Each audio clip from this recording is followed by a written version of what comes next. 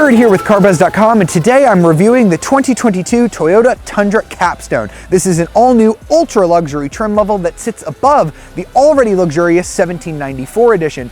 In this video, I'm going to drive the Capstone, take you on a tour of the exterior and the interior, and at the end, I want you to tell me if you would buy the Capstone over an American luxury truck like the Ram 1500 Limited or the F-150 Platinum. Let's start out on the road with the new Tundra Capstone, where we've got to talk about what's under the hood. So all Tundra models get a new I-Force twin turbocharged 3.5-liter V6 engine mated to a 10-speed automatic transmission, but the upper trims get an optional I-Force Max powertrain. So it's the same V6 engine, but you get a little bit of a hybrid assist. Now that drivetrain is going to come standard on the Capstone. The only other model in the lineup to get this engine as standard is the TRD Pro model. It produces more power than the base I-Force engine, 437 horsepower and 583 pound-feet of torque. Now, when I first drove the Tundra, I spent a lot more time driving the gas-only variant, and I loved the drivetrain. I thought it was Lexus smooth, but this hybridized version is even smoother. We are talking Lexus levels of refinement here. You get a low grumble from the engine, which is what you want out of a pickup truck. You can barely feel when the transmission is shifting. This is a way smoother and more refined experience than you get from the Ford F-150 with its Power Boost hybrid. That being said, the fuel economy is not quite as good as the F-150 hybrid. We're gonna get, in the two-wheel drive version of the Tundra, 18 mpg in the city, 23 mpg on the highway, and 20 mpg combined. That's with the normal gasoline engine. If you get the I-Force Max, you're gonna get 20 mpg in the city, 24 on the highway, and 22 combined, so about 2 better in each category. If you get the four-wheel drive version of the truck, you're gonna get 17 mpg in the city, 22 on the highway, and 19 mpg combined. With the hybrid drivetrain, you're gonna get 19 mpg in the city, 21 mpg on the highway, and 20 overall combined. So still a little bit better on the hybrid, but not as big of a difference if you get four-wheel drive, which is what we have standard here on the Capstone.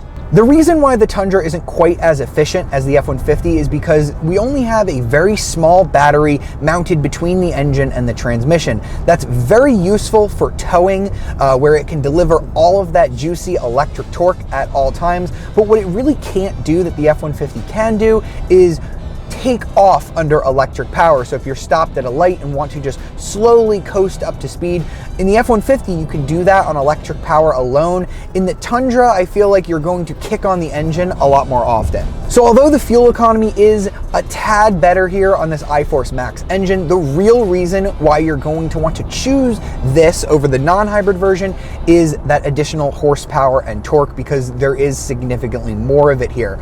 In fact, the towing is down as well. The Capstone can only tow a little over 10,000 pounds. I believe it's 10,340 pounds to be exact. That is less than the maximum that a Tundra can tow, which is about 12,000 pounds. And the reason for that is we just have more additional weight here with the hybrid. So if towing is your #1 priority, you should actually get the regular I-Force engine, not the Max. And now let's get on to how the Capstone drives. And I'm a little bit sad to say that this doesn't really drive too much different than any other Tundra model that you're going to be looking at. We do have available air suspension in the rear, but you can get that on other Tundra models as well. And unfortunately, Toyota has not made any major changes to the suspension here to make the Capstone more comfortable. In fact, because we have those massive 22-inch wheels, I feel like the ride is actually a little bit jouncier than some other Tundras. While it doesn't ride any better, the Capstone is a little bit quieter than some other Tundras because it has acoustic glass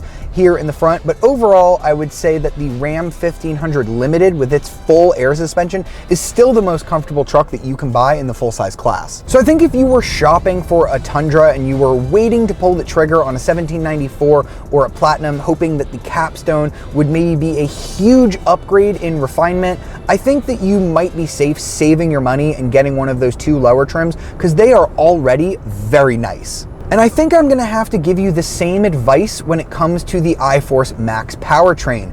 It is a good power option. I definitely feel all of that additional torque from the electric motor. However, the regular I-Force drivetrain is really good too. It's super smooth. The 10-speed automatic is great. So I think you might as well save a lot of money and go for one of the lower trims, and you can save about another $3,500 just getting the non-hybrid Tundra. So while I don't think that the driving experience is why you buy a Capstone, the interior is certainly a selling point. So let's pull over to check it out. So now let's pull over and check out one of the most important aspects of the Tundra Capstone, which is the interior, because it is super luxurious in here. But before we do that, be sure to leave a like, subscribe to our channel, and ring the notification bell to be alerted of our latest videos. So here on the inside of the Tundra Capstone, we've got a very exclusive luxury motif here. You can see we have black and white semi-aniline leather throughout this cabin. This is very premium stuff in here.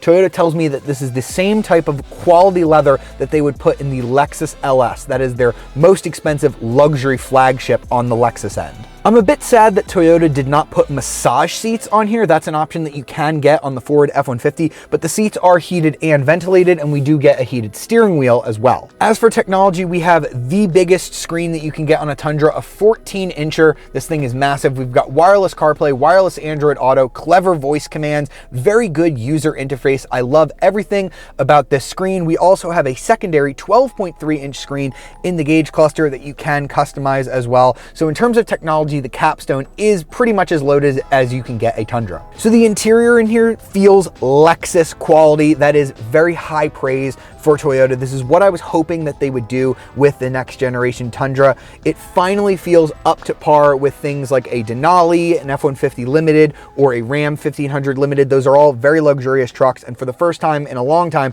I think the Tundra punches within that price point. Now let's check out the back seat. As I open the door, you can see we have the power retractable running board standard on the Capstone, which is quite a nice touch, as is this sunshade here on the door. That's a very luxurious touch. Now the Tundra in the Crew Max body style is a very roomy vehicle. I have a ton of head and leg room back here, so I'm perfectly comfortable back here. Although it's not the biggest pickup truck money can buy, you can get a smaller Tundra, although not on this Capstone trim. This is the Crew Max, is the only way to get a Capstone. We also have other luxuries here, like heated and ventilated seats. We've got our 120 volt outlet, USB and USB-C. Now the one thing I want to mention about the Capstone, and in fact all hybrid versions of the Tundra, is you get a little bit less storage here underneath the seats. When you go ahead and lift those up, that is where the battery packs are. You usually get storage under there. Now that we're done driving, let's check out the exterior, where Toyota has gone for bling with this massive chromed out grille surrounded by a body color accent. This is definitely the most luxurious looking Tundra here on the outside, and we're going to see that theme continue here on the side, where we again have body color wheel arches surrounding the biggest wheels that Toyota has ever put on a Tundra, measuring 22 inches. We've got our iForce Max badge here on the hood, letting us know that we have the hybrid engine under the hood. We've got chrome mirrors. We've got our chromed out Capstone badge down here on the side, and chrome door handles as well. You better like chrome if you get the Capstone. Let's wrap up here in the bed, because although the Capstone is a very luxurious vehicle, it is still a truck at the end of the day. So we have this nice damped tailgate here opening up to our composite bed. This stuff is very durable, very dent resistant. You don't need a separate bed liner, which is quite nice. Toyota learned that from the Tacoma. Customers on the Tacoma love that material. We also have this drop down bed step that you'll see here. This drops down automatically via power when you drop the tailgate, which is quite cool. So when I close it, you'll see it will retract. Another cool feature back here that we see on a lot of Tundras is this little button here on the taillight. If I just go ahead and click that with my elbow, if I have a full, hand full of groceries or something like that, can't drop the tailgate, just bump that and it will drop down. So this is still a truck at the end of the day. It can tow 10,300 pounds about in the Capstone, guys. Not the most in the Tundra range, but you still keep a lot of that capability. So that was the 2022 Toyota Tundra Capstone. I'm gonna hit you with the price because it is a lot.